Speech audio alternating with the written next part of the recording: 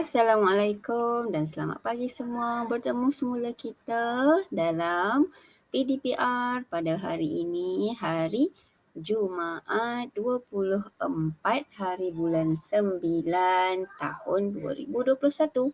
Okey, subjek hari ini adalah Sains Awal by Teacher Mumtazah.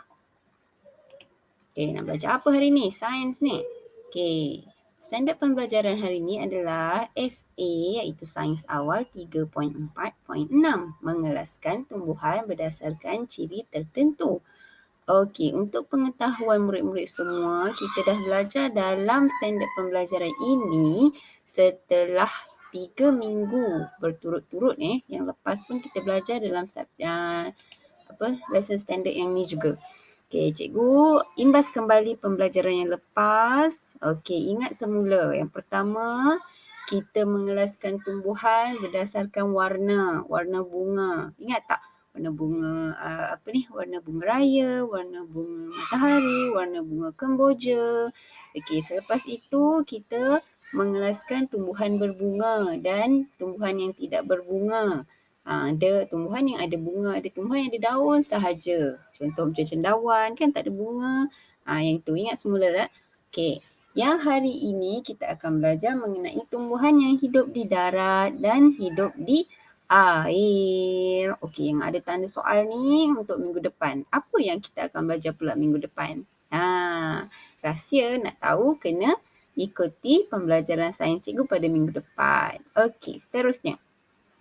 Kita pergi kepada tajuk kita iaitu tumbuhan yang hidup di darat dan di air. Okey, untuk maklumat murid-murid semua, tumbuhan boleh hidup di darat iaitu di atas tanah ni. Tempat kita berpijak ni atas tanah, dan juga tumbuhan boleh hidup di dalam air. Okey, ada soalan tak? Cikgu, boleh tak tumbuhan hidup di udara? Awak tengok dekat tawan, ada pokok tak?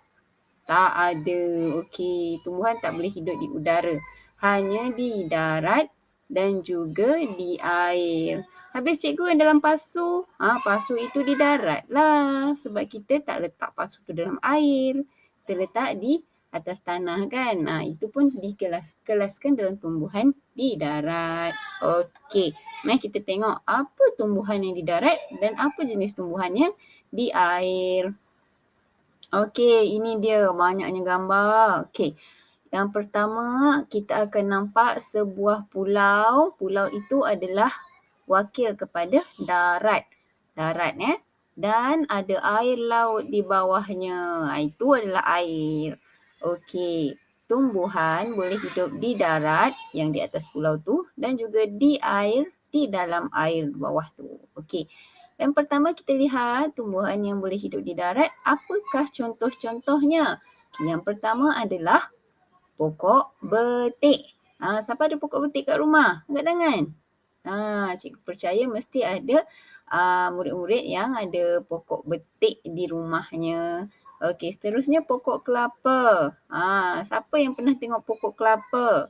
Siapa tak pernah tengok tu, nampak sangatlah tak keluar rumah sangat kan? Di kawasan sini, kawasan Titis Serong, kawasan Bendang, banyak pokok kelapa. Jalan je, dekat jalan keluar tu nampak pokok kelapa. Okey, seterusnya tumbuhan yang hidup di darat adalah pokok pandan. Pokok pandan ni, tanya mak, mesti ada kat rumah. Sebab mak selalu masak lemak kan? Mesti masuk pokok daun pandan ni. Daun pandan ni bau dia harum. Okey, dia hidup di darat. Okey, lagi 3 tumbuhan hidup di air. Yang pertama adalah selada air. Okey, dekat kawasan kita ni, Titis Serong, ada banyak tali air kan? Kalau awak jalan-jalan naik basikal ke, petang tengok dekat tali air tu mesti ada satu tumbuhan yang daun hijau. Itu nama dia selada air. Okey, seterusnya dekat tali air juga tu kita nampak kan tiba-tiba ada bunga yang cantik. Kadang-kadang warna putih, kadang-kadang warna pink, warna kuning. Itu nama dia pokok teratai. Dia hidup di atas permukaan air. Cantiknya bunga ni, nak bawa baliklah tanam dalam pasu.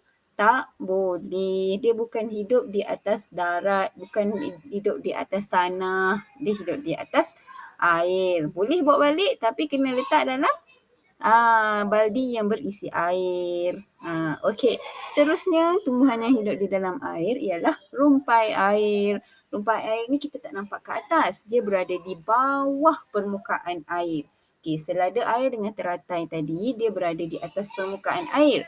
Namun rumpai air dia berada di bawah permukaan air. Kalau nak tengok ni, kena menyelamlah pula ke bawah. Jangan menyelam. Okey.